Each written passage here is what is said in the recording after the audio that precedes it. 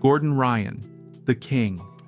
Many call him the greatest no-gi grappler ever, and he's openly admitted to using steroids for a big chunk of his time on top. But here's where it gets interesting. Ryan says he was already tapping out ADCC champions and medalists before he ever touched performance-enhancing products. So, what's really going on here? Is this about a cheater getting an unfair leg up? Or is it a calculated, maybe even strategic play to reach new heights and build a legacy, no matter what it takes? This is the uncomfortable truth about Gordon Ryan and steroids. Section 1. The admission and the defense. Ryan's narrative. Gordon Ryan hasn't exactly hidden his PED use. He's actually been surprisingly open about it, which is pretty rare in a world where athletes usually deny. But his reasons aren't just the old "everyone's doing it" line, even though he does hint that PEDs are common in BJJ. Ryan says he first tried PEDs around 2016 or early 2017. This was after he'd already won EBI 11 at 170 pounds. A big reason he gives? He wanted to move up in weight. He was always in the same 77 kg class as his then coach, Gary Tanan, and wanted to avoid competing against him. Ryan, walking around at 185-190 pounds, was a big guy for 77 kg, but felt small for the 88 kg, 194 pounds division. So, in his telling, the move was partly about logistics and partly about team dynamics. He's also been pretty clear that, as he sees it, PEDs were, and mostly still are, legal in many big grappling events because there wasn't, and often isn't, serious year-round testing. He's pointed out that places like ADCC didn't have strong testing when he was coming up, making it almost a no-brainer for someone trying to be their absolute best. He's even said he never competed in an event where steroids were banned and tested for while he was using them. Now this is key. Ryan insists he doesn't need steroids to be the world's best. He's on record saying, "I was submitting ADCC champions and medalists way before I was ever on steroids, while I was natural, while these guys were juiced up."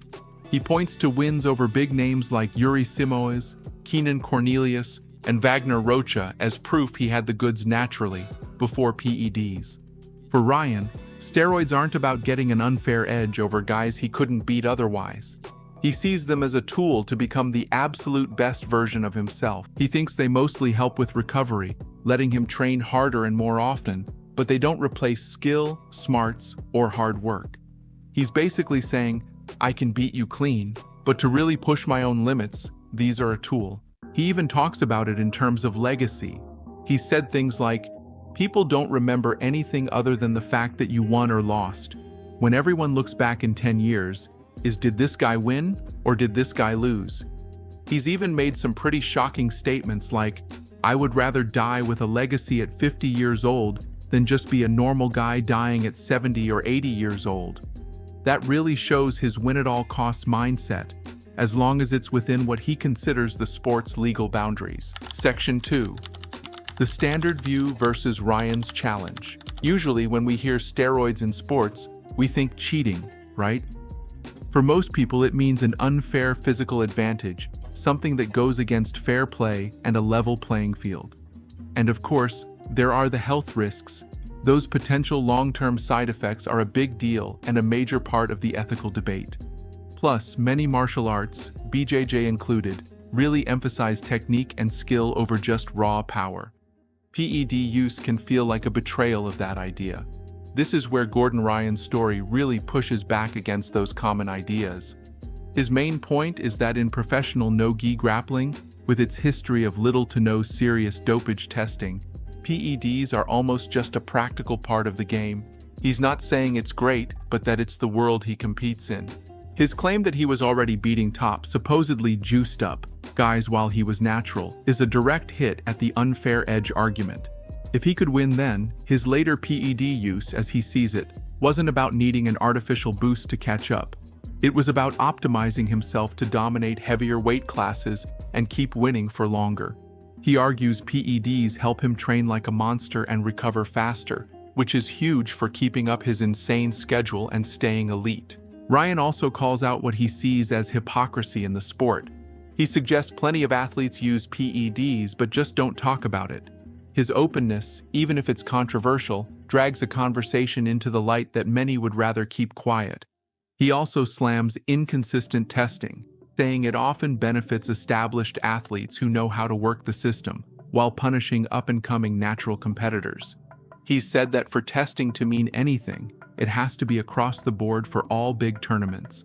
Otherwise, you get this uneven field where some guys stay clean for sporadically tested events and get punished, while others use year-round for different competitions. He even throws this out there. Maybe fans want to see the absolute peak of athletic performance, implying PEDs are part of that show. If people want to see the best athletes are those on PEDs, he said, stirring the pot. This really challenges that romantic idea of purely natural competition at the highest levels, suggesting that peak performance and PEDs often go hand in hand, whether we admit it or not. His whole stance makes you wonder, if the rules in a sport are fuzzy or not really enforced, and an athlete thinks they can perform better or manage their career by using these things, and they're open about it, does that change the ethics of it? Ryan seems to think it does, or at least that it adds a lot of gray to what many see as black and white. Section 3. The analysis. Unpacking the uncomfortable truth. So, what is the uncomfortable truth about Gordon Ryan and steroids? It's probably not just one thing. It's a mix of several points, some Ryan himself is very open about, and others that the BJJ community and sports ethicists are still wrestling with. First off, an uncomfortable truth is that Ryan might have a point about the scene in his sport. For a long time, and still in many promotions, dopage testing in pro jiu-jitsu has been spotty, poorly funded, or just not there at all. That doesn't automatically make PED use okay, but it does create an environment where athletes looking for any edge might see them as an option, especially if they think their rivals are doing it.